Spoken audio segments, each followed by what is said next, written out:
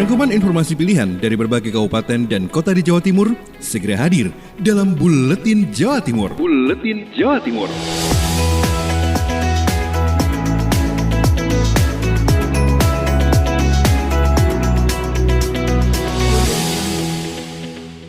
Halo sahabat, jumpa lagi di program Buletin Jawa Timur edisi 25 Februari 2021. Ragam informasi pilihan dari seluruh daerah di Jawa Timur bersama saya, Kevin Chandra. Mari kita simak informasi yang pertama. Informasi pertama datang dari Suara Gresik, ada Maruzar Iskandar. Akibat gagal panen, harga cabai di Gresik naik. Dalam musim penghujan, harga cabai di Jawa Timur dan terutama di Kabupaten Gresik mengalami kenaikan. Harga cabai di pasar tradisional mencapai 100.000 per kilogram dalam sepekan terakhir. Hal tersebut disebabkan oleh banyaknya petani cabai yang gagal panen dikarenakan oleh cuaca buruk. Lailil, selaku pemilik rumah makan yang berlokasi di Kecamatan Dukun, mengeluhkan kondisi yang terjadi. Dia menilai mengenai kenaikan harga cabai dalam sepekan mencapai 30%, dan hal tersebut sungguh meresahkan bagi pemilik usaha rumah makan. Sebab sebelumnya harga cabai masih dalam kisaran 70.000 per kilogramnya. Senada dengan Lailil, Munjia, seorang pedagang sayur di Kecamatan Panceng, juga mengeluhkan kondisi kenaikan harga cabai. Dengan melonjaknya harga cabai, para konsumen terpaksa menurunkan porsi kebutuhan dapur, dan terutama untuk cabai segar, para konsumen mengaku terkejut atas kenaikan harga tersebut. Dia menuturkan,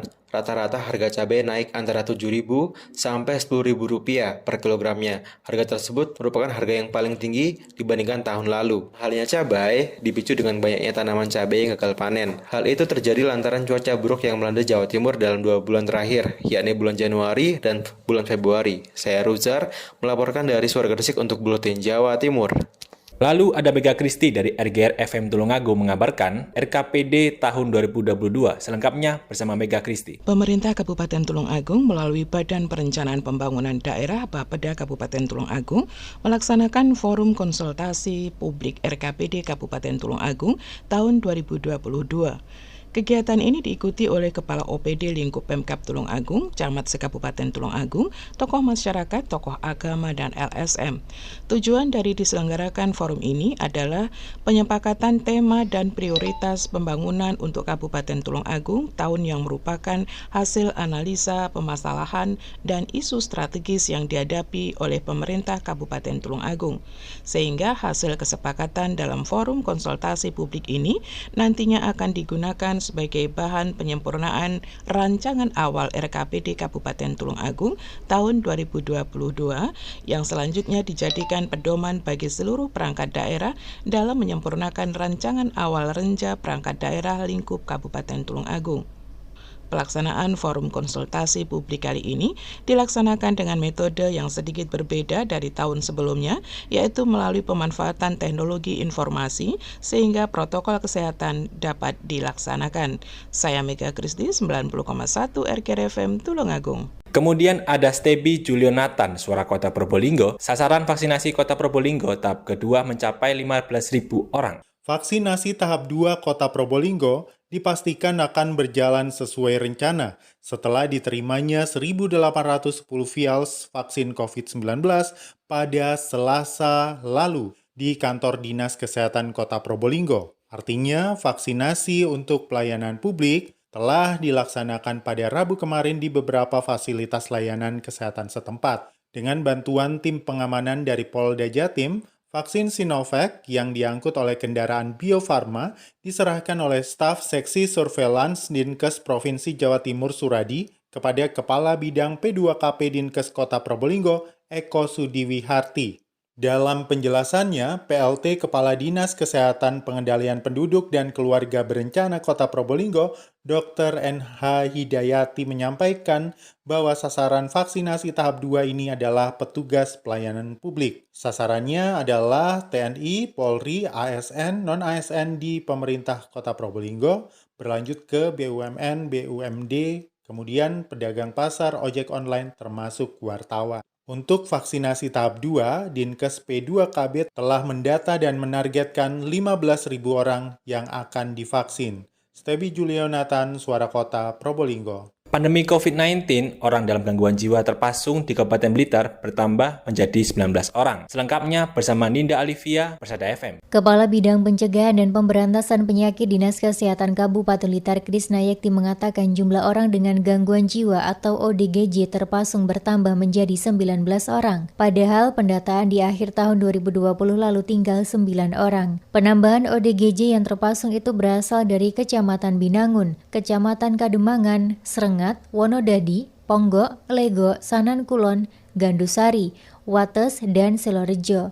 Menurutnya adanya pandemi COVID-19 berpengaruh terhadap kondisi pasien ODGJ terpasung. Pasien sudah dibebaskan pasung yang seharusnya dilatih, misalnya 3 hari dilepas, kemudian dipasung kembali. Di masa pandemi keluarga tidak mau ambil resiko, sehingga jumlah pasung bertambah menjadi 19 orang. Sementara itu untuk jumlah ODGJ hingga saat ini mencapai 2.681 orang. Namun dengan adanya COVID ini, kelihatannya ini juga ada pengaruhnya juga ya terhadap kondisi pasien-pasien ini. Krisna menambahkan akhir November tahun 2020 sudah mulai mendatangkan lagi tenaga ahli yang sudah dikontrak, di mana selama pandemi COVID-19 tidak memberikan pelayanan karena kondisi di Kabupaten Blitar sempat mengkhawatirkan.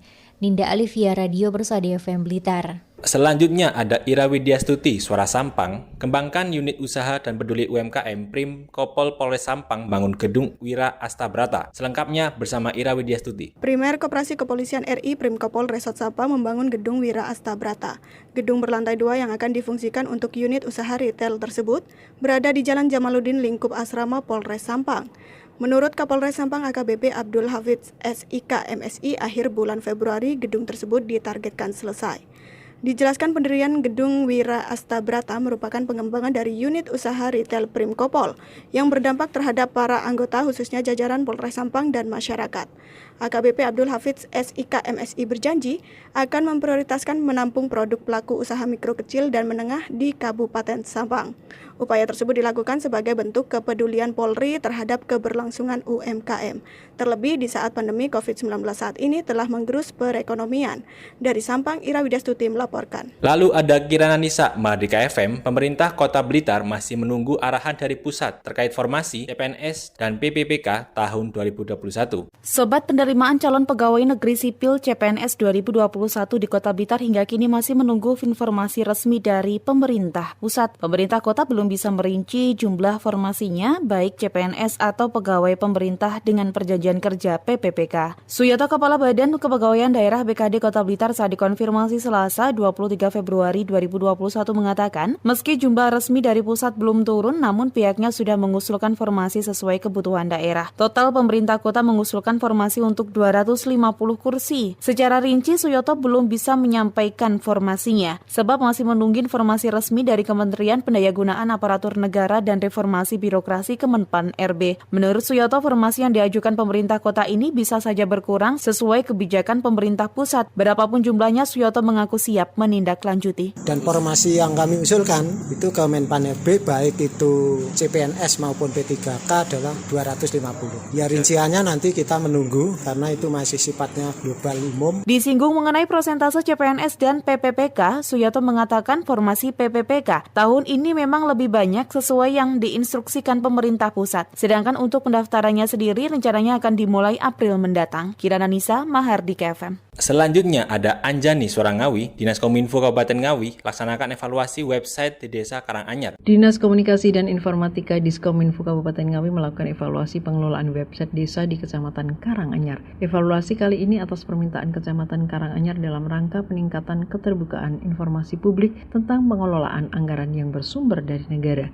Dan kegiatan ini dihadiri perwakilan dari kecamatan dan Kasih Pengembangan Ekosistem Diskominfo Kabupaten Ngawi, operator website desa Kecamatan Karanganyar, dan pengurus Forwebsa. Andi, Kasih Pemerintahan Desa Kecamatan Karanganyar, menyampaikan ucapan terima kasih atas kedatangan Dinas Kominfo. Dan Nur Sumatdijo, Kasih Pengembangan Dinas Kominfo Kabupaten Ngawi, menjelaskan kewajiban desa dalam mempublikasikan informasi desa dan website desa menjadi sarana untuk melaksanakan kewajiban penyampaian informasi pengelolaan keuangan desa sesuai dengan Undang-Undang Keterbukaan Informasi Publik. Dan pada akhir evaluasi, operator website desa menyatakan kesiapannya untuk melakukan update berita melalui website sesuai ketentuan Dinas Kominfo. Anjani, LPPL, Suara Ngawi. Pemerintah Kabupaten Pasuruan berencana tambah ruang terbuka hijau di 5 kecamatan. Selengkapnya bersama Mita, Suara Pasuruan. Pemerintah Kabupaten Pasuruan berencana menambah jumlah RTH ruang terbuka hijau di beberapa wilayah. Heru Varianto, Kepala Dinas Lingkungan Hidup DLH Kabupaten Pasuruan kepada Emil Akbar, Tim Liputan Dinas Kominfo Kabupaten Pasuruan mengatakan penambahan jumlah RTH sangat penting karena luas RTH di Kabupaten Pasuruan masih rendah, yaitu masih di bawah 10% atau 28.000 hektar. Idealnya luasan RTH di suatu daerah 20%. Rencananya penambahan jumlah RTH akan dilakukan di 10 titik yang tersebar di 5 kecamatan, yaitu Prigen, Kejayan, Rejoso, Pandaan, dan Gondang Wetan. Heru juga mengatakan anggaran penambahan 10 RTH tidak terlalu besar, 2 miliar rupiah. Untuk lokasi RTH yang akan dibangun sudah disurvei tahun lalu. Rencananya untuk pembangunan sejumlah RTH baru dilakukan dengan skema penunjukan langsung karena tiap titik anggarannya tidak terlalu besar. Untuk RTH untuk tahun 2021 ini ada 10 titik yang akan kita bangun menyebar di beberapa kecamatan yang ada di Kabupaten Pasuruan. Anggaran yang disediakan itu sekitar 2 miliar menyebar di 10 titik. Jadi masing-masing titik itu sekitar 200 juta. Ini ada di wilayah Kecamatan Prigen, ada di Kecamatan Pandaan, ada di Kecamatan Rembang, lalu Kecamatan Kejayan, dan ada di Kecamatan Gondang Wetan dan Kecamatan Rejoso. Ini penyebaran dari RTH yang akan kita bangun di tahun 2021. Memang RTH di Kabupaten Pasuruan ini masih kurang banyak. Dari target yang harus kita capai, ruang terbuka hijau kita ini masih kecil, masih sekitar di bawah 10% masih dari target yang kita capai. Mita, Suara Pasuruan. Kemudian ada Billy Patopoy, Suara Sidoarjo, sering terendam banjir, Balai Besar Pelaksana Jalan laksanakan perbaikan di Jalan Raya Porong selama 3 hari. Selengkapnya bersama Billy. Sahabat, ditutupnya kembali akses Jalan Raya Porong selama 3 hari dari tanggal 23 sampai 25 Februari bertujuan untuk mengurangi jenuh air dalam tanah serta perbaikan jalan. Jalan Raya Porong sendiri diketahui selalu terendam banjir setiap musim hujan sehingga melumpuhkan arus lalu lintas. Selain mengurangi jenuh air dalam kurun waktu 3 hari, Balai Besar Pelaksana Jalan BPPJN melaksanakan perbaikan di saluran air akibat banjir beberapa waktu sebelumnya. Ini seperti disampaikan Rifka Aditya, PPK BPPJN saat ditemui di Raya Porong, Selasa 23 Februari. Perjalanan penutupan sementara itu daerah area Porong, kita lakukan penutupan kurang lebih 2-3 hari itu untuk mengurangi jenuh air. Memang kemarin kan sudah terendam berapa hari banjir, jadi kita kurangi jenuh air dulu, kita lakukan penutupan. Kalian kita lakukan perbaikan di beberapa titik di lokasi ini. Sementara itu, karena perbaikan Jalan Raya Porong, arus lalu lintas dialihkan ke jalur arteri, seperti disampaikan Ibtu Kolil, Kanitur Jawali Polresta Sidoarjo saat ditemui di waktu yang sama. Kita tutup di Bundaran Tanggulangin yang mengarah ke selatan, dan di Simpang 3 Pusdik Sabara Porong. Demikian saya Billy Patopoy, Suara Sidoarjo. Pemberlakuan pembatasan kegiatan masyarakat berbasis mikro diperpanjang di Kota Madiun. Selengkapnya bersama Amanda, Suara Madiun. Upaya menekan angka kasus konfirmasi COVID-19 terus dilakukan pemerintah Kota Madiun. Salah satunya dengan pelaksanaan pemberlakuan pembatasan kegiatan masyarakat atau PPKM Mikro yang masih dijalankan hingga saat ini. Wali Kota Madiun Maidi menyebut pelaksanaan PPKM Mikro cukup berpengaruh signifikan dalam mengendalikan penyebaran COVID-19 di Kota Pendekar. Hal tersebut dibuktikan dengan penurunan jumlah kasus dari PPKM pertama hingga yang ketiga saat ini. Sebaliknya, jumlah kasus kesembuhan semakin meningkat. Selain itu, selama pelaksanaan PPKM Mikro, masyarakat semakin membatasi mobilitas keluar rumah jika dirasa tidak perlu, serta semakin disiplin dalam menerapkan protokol kesehatan. Wali Kota Maidi menambahkan PPKM Mikro kedua yang diperpanjang saat ini cukup bagus. Artinya, betul-betul dikendalikan sampai tuntas. Yakni dari hasil PPKM Mikro pertama yang sudah bagus, semakin ditingkatkan pengendaliannya agar COVID-19 dapat ditekan. Jadi PPKM ke-3 Mikro ini cukup berhasil, cukup bagus ya. Artinya semua masyarakat menyadari pengendalian dengan pengendalian sesuai yang kita inginkan cukup bagus. Jadi yang reaktif semakin turun, yang sembuh semakin banyak, berumah sakit semakin longgar, tempat isolasi semakin kosong, tingkat kematian rendah. Ini yang kita harapkan bersama. Dengan pola seperti ini, PPKM ke mikro kedua diperpanjang.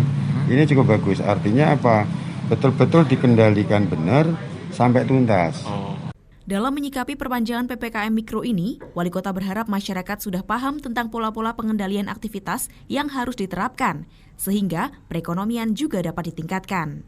Amanda, Suara Madiun. Kemudian ada Lydia Muniarti dari Blambangan FM, Banyuwangi siap laksanakan vaksinasi COVID-19 tahap kedua. Pemerintah Kabupaten Banyuwangi segera melaksanakan vaksinasi tahap kedua. Itu setelah Pemkab menerima kiriman dari Pemprov Jawa Timur sebanyak 22.860 dosis vaksin COVID-19 buatan Sinovac. Vaksin tersebut sudah sampai di Banyuwangi pada Selasa malam dan saat ini vaksin tersebut berada di kamar penyimpanan vaksin milik Dinas Kesehatan dengan pengawalan ketat anggota TNI dan Polri. Kepala Dinas Kesehatan Banyuwangi Dr. Wiji Lestariono mengatakan vaksin yang diterima sebanyak 2.540 vial atau sekitar 22.860 dosis. Dr. Rio menerangkan jumlah yang diterima Banyuwangi sekaligus diperuntukkan untuk pelaksanaan penyuntikan dosis 1 dan dosis 2, sehingga pada tahap kedua ini akan menyasar 11.430 orang sebagai penerima vaksin. Dr. Rio mengatakan untuk tahap kedua ini yang menjadi sasaran yaitu TNI, Polri, petugas pelayanan publik, jurnalis, dan anggota legislatif. Sebelumnya Banyuwangi sudah menerima 11.280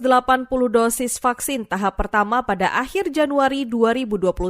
Vaksin tahap pertama itu diprioritaskan bagi tenaga kesehatan di Banyuwangi. Terkait distribusi vaksin, seluruh fasilitas kesehatan memberi layanan vaksinasi COVID-19 akan mengambil jatah kuotanya ke Banyuwangi mulai hari Kamis pada 25 Februari. Sementara untuk pelaksanaan vaksinasi di Banyuwangi tahap kedua akan dimulai pada hari Jumat 26 Februari 2021 secara serentak. Terakhir dari Ralita FM ada Ayudia Clarissa. Tanam pohon bersama Pertamina, Bupati Badrut harap masyarakat jaga alam dan lingkungan dengan penghijauan. Kerabat Ralita Pemerintah Kabupaten atau Pemkab Pamekasan mengapresiasi aksi penanaman pohon dalam program Langit Biru milik PT Pertamina di lapangan Pondok Pesantren Asyahidul Kabir Sumber Batu, Desa Plumpungan, Kecamatan Larangan, Senin 22 Februari 2021. Badrut Tamam, Bupati Pamekasan dalam sambutannya menyampaikan terima kasih kepada PT Pertamina yang telah berpartisipasi mewujudkan Pamekasan hijau guna menjaga lingkungan yang sehat. Sebab penanaman 600 pohon itu selaras dengan program pemerintah kabupaten dan dilakukan penanaman serentak di 60 titik. Mulai area kantor kecamatan, Koramil, Polsek hingga sejumlah pondok pesantren. Menurut Badrut Tamam, penanaman pohon tersebut adalah cara kita untuk menjaga kelestarian alam dan lingkungan, sehingga Pamekasan hijau, Langit Biru serta program penanaman pohon lainnya dapat dijaga dengan baik. Yang luar biasa, penanaman pohon di beberapa titik. Mas Adib, kita tanam pohon bantuan Pertamina ini di lebih dari 60 titik. Harapan kita, program Langit Biru, program Pamekasan Hijau, dan beberapa ikhtiar yang lain untuk menjaga lingkungan kita bisa terjaga dengan baik. Sementara Sales Manager PT Pertamina Jawa Timur Bali Nusantara, Adi menyampaikan program Langit Biru sejalan dengan semangat penghijauan yang dirancang PT Pertamina untuk ramah lingkungan. Sehingga CSR PT Pertamina dapat gencar melakukan penghijauan yang dirasa sangat bermanfaat bagi masyarakat. Ralita FM, Ayudia Clarissa. Demikian seluruh ragam informasi pilihan dari seluruh daerah di Jawa Timur. Sampai bertemu di edisi Buletin Jawa Timur selanjutnya. Saya Kevin Chandra, sampai jumpa. Rangkuman informasi pilihan dari berbagai kabupaten dan kota di Jawa Timur baru saja sahabat dengarkan dalam Buletin Jawa Timur. Buletin Jawa Timur. Buletin Jawa Timur bisa sahabat dengarkan Senin sampai Jumat jam 8 pagi dan 4 sore. Disiarkan serentak di Lembaga Penyiaran Publik Lokal Suara Sidoarjo, Persada Kabupaten Blitar, Mardika Kota Blitar, Ralita Pamekasan, Suara Sampang, Suara Kota Probolinggo, Suara Lumajang, Suara Pasuruan, Blambangan Banyuwangi, Wika Mojokerto, Suara Gresik, Pradia, Suara Tuban, Malawapati Bojonegoro, Ersal Nganjuk, Suara Madiun, Suara Ngawi, Suara Pacitan, Praja Angkasa Trenggalek, Magetan Indah, dan RGR Tulungagung. Persembahan dari Asosiasi Lembaga Penyiaran Publik Lokal Jawa